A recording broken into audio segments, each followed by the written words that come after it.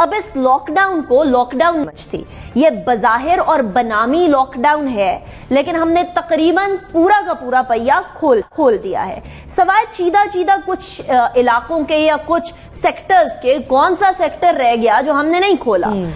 इसी बेसिस के ऊपर के जी देखिए, भूख से ना लोग मरे, अफलास से ना लोग मरे, लोग मईशत का पहिया जाम होने की वजह से ना मरे, या मईशत को किस तरीके से रिकवर किया जाएगा। यहां सबसे अहम एक ही नुक्ता है, इंसानों से मईशत चलती है, मईशत से इंसान नहीं चलते। अगर आपके शहरियों की जान बची रहेगी, जान की बका होगी, तो फिर आपकी मईशत एक बार फिर खड़ी हो जाएगी। हम लोग अपने हमसाया मुल्क के अंदर, भारत के अंदर देखते हैं कि उन्होंने 3 मई तक स्ट्रिक्ट लॉकडाउन इन्फोर्स करने की बात कर दी है। वो इसलिए क्योंकि हालांकि उनके हवाले से भी बार्कलेज ने यह कहा है कि उनका जो जीडीपी है बेसिकली वो 0 हो जाएगा, उनकी किसी भी तरीके से इकोनॉमी बेहतरी की तरफ नहीं जाएगी, लेकिन उन्होंने इंसानी जानों को देखते हुए इस तमाम मामले में लॉकडाउन को प्रेफर किया। अब पाकिस्तान की सूरत हाल मुख्तलिफ है, हम यकीनन कंपेयर नहीं कर सकते, लेकिन उसके साथ साथ एक चीज बड़ी जरूरी है, जैसा बिहेवियर हुकूमत का होगा उससे ज्यादा नर्म रवैया अवाम का होगा। अगर हुकूमत ही स्ट्रिक्ट लॉकडाउन की बात नहीं कर रही तो अवाम उससे भी ज्यादा लीनियंट हो जाएंगे। सिंध के अंदर इतने स्ट्रिक्ट लॉकडाउन की इन्फोर्समेंट की बात हुई शुरू में, लेकिन उसके बावजूद भी अवाम का रवैया बहुत ही मुनासिब गैर मुनासिब था, इसलिए क्योंकि वो ये समझ रहे थे कि शायद ठीक है लॉकडाउन है, जो भी है वो देख लिया जाएगा, लेकिन at this point in time हम लोगों के लिए जरूरी नहीं कि हम घर पे रहे। अवाम नहीं अंडरस्टैंड कर रहे और अवाम को सिर्फ एक ही तरीके से समझाया जा सकता है, और वो है जो हुक्मरानों का रवैया है उससे। जितना स्ट्रिक्ट और जितना ज्यादा सीरियस होगा अवाम भी उसी तरीके से सीरियस होंगे। तो मेरे ख्याल में ये लॉकडाउन को खोलना यकीनन कोरोना वायरस के वबा को फैलाने के मुतरादिफ या इसको इक्वेट किया जा सकता है यकीनन। कामरान, हम लोग मौसमी एतबार से बात करें कि मौसमी पहलुओं को मद्देनजर रखकर कारोबार खोलने की इजाजत दी गई, नरमी बरती गई इस लॉकडाउन में, लेकिन ये जो लॉकडाउन में नरमी है ये कोरोना के फैलाव का सबब बनेगी, बन सकती है? थोड़ा सा हम हमेशा ही कंफ्यूज रहे इस कोरोना की वजह से। कोरोना खुद भी कंफ्यूज हो गया कि हम करना क्या चाह रहे हैं उसके साथ। वो बेचारा परेशान हो गया और उसने भागने की भी कोशिश की, लेकिन हमने उसको भागने नहीं दिया। हमने कहा नहीं, तुम यहीं रहोगे, हम तुम्हारे साथ वो हशर करेंगे कि तुम परेशान हो जाओगे, तुम पैदा क्यों हुए थे। तो अब बात यह है, कभी हम कहते हैं कि जी बंद कर दें, कभी कहते हैं खोल देते हैं, कभी कहते हैं सब कुछ खोल दें, कभी कहते हैं कि साहब थोड़ा सा टाइट कर दें। ऐसे काम नहीं चलता है, काम चलता है उसूल। अच्छा, मैं ज़्यादा मिसालें देने का कायल नहीं हूँ, लेकिन मैं आपको मिसाल दूंगा बांग्लादेश की। वहाँ का आप देखिए, जायज़ा ले लें आप, कितने लोग हैं, शायद 635 मरीज़ हैं टोटल, और उसमें से शायद 35 की मौत हुई है। आप अंदाज़ा लगा लें जनवरी से अब तक का अंदाज़ा। हिंदुस्तान की आप आबादी देख लें, उनकी शरह देख लें, शरह मौत। कल कहते हैं बड़ा जंप हुआ है, 1100 मरीज़ हैं उनके यहाँ, तो कहते हैं बड़ा जंप हो गया उनके यहाँ, 11,000 मरीज़ हो गए, और उसमें तकरीबन से 4 या 500 उनकी डेथ है। तो भूटान है, नेपाल है, सार्क कंट्रीज़ हैं। अच्छा, उसके अलावा ईरान को देख लें आप, किस तरह काबू किया उसने पहली गलती के बाद, किस स्ट्रांगली वापस आया ईरान, और ईरान ने ठीक है बात खासी हुई हैं, लेकिन वो जो होनी थी वो नहीं हो पाई, उन्होंने काबू कर लिया, अपनी गलतियों को तस्लीम कर लिया। तो मेरा ख्याल है हम गलती पे गलती कर रहे हैं। हम एक कोरोना से नहीं लड़ रहे, हम एक दूसरे से लड़ रहे हैं, और मेरा ख्याल है अफसोसनाक बात है। इब्राहिम, मौशी फायदा अपनी जगह, लेकिन इस मरहले पर आके लॉकडाउन में नरमी, कारोबार खोलना, ये वायरस के फैलाव का सबब है? देखें, अगर तो ये बीमारी कोई बहुत ज्यादा कॉन्टेजियस ना होती तो फिर तो हम कहते हैं कि थोड़ा सा हमने जुज़वी लॉकडाउन खोल दिया है, और लोग अगर बाहर जाएंगे तो अगले 15 दिन में हम असेस कर लेंगे कि कितने लोग इससे इन्फेक्ट हुए हैं, और अगर ज़्यादा इन्फेक्ट होते हैं लोग तो फिर हम इसको दोबारा से सख्त कर देंगे। लेकिन अभी कल ही मैं एक स्टडी पढ़ रहा था जो एक तिब्बी जरीदे में शाया हुई है कि एक इन्फेक्टेड मरीज जो है वो 400 लोगों को इन्फेक्ट कर सकता है, और फिर ये जो 10 दफ़ा ये जब सर्कल चलता है तो 59,000 लोग जो हैं इससे इन्फेक्ट होते हैं एक मरीज से। और जाहिर है कि ये जो वायरस था ये पहले किसी एक को मुंतकिल हुआ होगा, और आज 20 लाख केसेस हैं दुनिया में, एक इंसान से मुंतकिल होते हुए 20 लाख तक ये कुछ लोग इन्फेक्ट हो गए जिस तरह से हमने ये लॉकडाउन खत्म किया है। और ना सिर्फ ये जो कह रहे हैं ना कि ये हमने कुछ इंडस्ट्री खोली है, उससे रेलिवेंट सारी इंडस्ट्रीज खुल गई हैं जहां उनका रॉ मटेरियल बनता है। तो अगर वो लोग इन्फेक्ट हुए तो आप ये सोच सकते हैं कि ये आतिश फिशान जब फटेगा तो कहां जाएगा, और क्या उस वक्त अगर हमने लॉकडाउन सख्त भी कर दिया तो क्या हम दोबारा उसको कंट्रोल कर पाएंगे।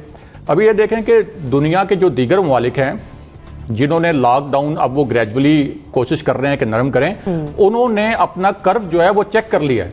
4 हफ्ते 6 हफ्ते उन्होंने सख्त लॉकडाउन रखा है, उसके बाद उनके पास फिगर आ गया है। अब हम खुद कह रहे हैं कि हमारे पास असल पिक्चर आ जाएगी अप्रैल के एंड में, क्योंकि हमारी testing capacity 25,000 test per day चली जाएगी। तो जब उस वक्त हमारे पास एक्चुअल फिगर आ जाएगा, एक्चुअल कर्व आ जाएगा, तो उस वक्त हम डिसीजन ले सकते हैं ना। अगर अभी हमने डिसीजन ले लिया कि खोल दें और ये खुदा ना खास्ता अप्रैल के एंड में केसेस हमारे 70,000 60,000 हो गए, तो उसके बाद फिर कैसे कंट्रोल करेंगे। अब ये कोई जो एक्सक्यूज दे रहे हैं कि उसके बाद हम दोबारा बंद कर देंगे, उस वक्त आपके हाथ से हालात निकल चुके हुए होंगे। और ये जो लॉकडाउन हमने खोलने का फैसला किया है 30 अप्रैल से पहले, ये खुदा ना खास्ता बहुत तबाहकुन साबित हो सकता है खुद हुकूमती अंदाजों के मुताबिक। और ये हमारे जैसे जो मुल्क हैं इनका अलमिया ये है कि यहाँ पे इंफॉर्मेशन जो है वो पूरी दी नहीं जाती।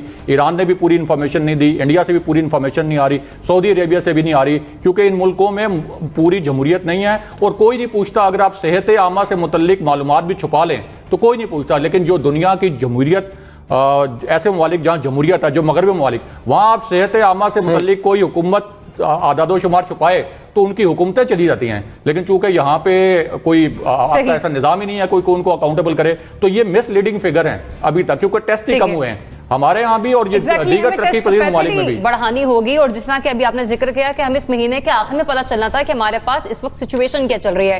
कामरान, जिस वक्त लॉकडाउन सख्त था लोग उस वक्त भी घरों में नहीं बैठ रहे थे, अब तो बाकायदा तौर पर इसमें नरमी बढ़ती जा चुकी है। तो मौशी फायदा अपनी जगह है, लेकिन फिर भी इस तरह से कारोबारों का खुल जाना ये वायरस के फैलाव का सबब होगा, बन सकता है। तो अमेरिका की एक यूनिवर्सिटी ने अभी एक स्टडी भी की है जिसके मुताबिक वो जाहिर है कि बड़ी खतरनाक बात कर रहे हैं, आई होप कि वो गलत हों।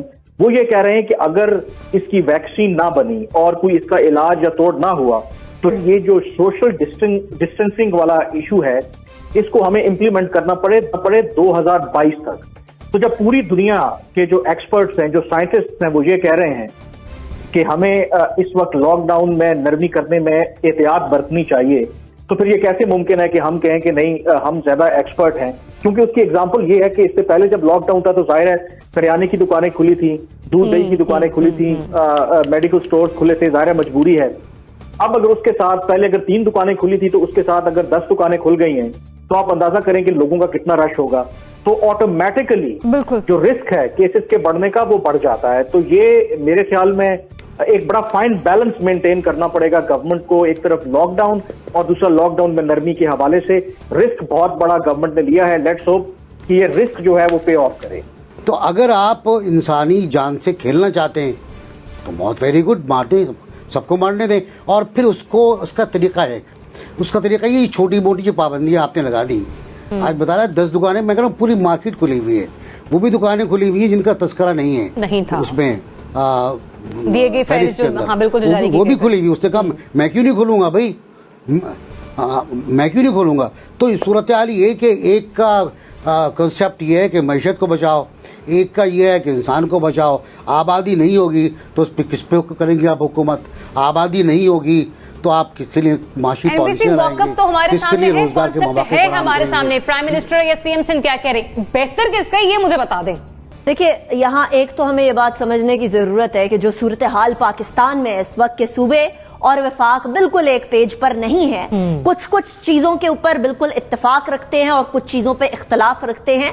पहली बात तो यह कि ये जमहूरियत का हुस्न है और ये सिर्फ पाकिस्तान में नहीं हो रहा बल्कि ये अमेरिका के अंदर भी हो रहा है कि डोनाल्ड ट्रंप जो कह रहे हैं, जो प्रेसिडेंट ऑफ यूनाइटेड स्टेट्स कह रहे हैं, उससे गवर्नर्स बाकी स्टेट्स के 51 के करीब उनकी स्टेट्स जो हैं उनके गवर्नर सारे के सारे उस बात से इत्तेफाक नहीं करते हैं और वो अपने अपने तरीके से तमाम मामलात को आगे लेकर चलना चाहते हैं। हैविंग सेड दैट, यहाँ ये चीज बड़ी जरूरी है कि तमाम के तमाम वुज़राए आला, खा वो मुराद अली शाह साहब हों, बुज़दार साहब हों, या KPK और बलोचिस्तान के वुज़राए आला जाम कमाल साहब और महमूद खान साहब हों, इन तमाम को जब नेशनल कोऑर्डिनेशन कमेटी में आकर बैठते हैं, अपनी आरा देते हैं, वजीर आजम साहब उनको सुनते हैं, तो वो एक जगह है जहां इख्तलाफे राय करना चाहिए, ताकि अवाम के अंदर ये एक इमेज ना जाए कि गालिबन वफाकी और सूबाई हुकूमतें एक पेज पर नहीं है। तो मेरे ख्याल में एक तो ये कि मीडिया के ऊपर आकर इख्तलाफ करने की बजाय, चाहे वो वफाकी हुकूमत के वुज़रा हों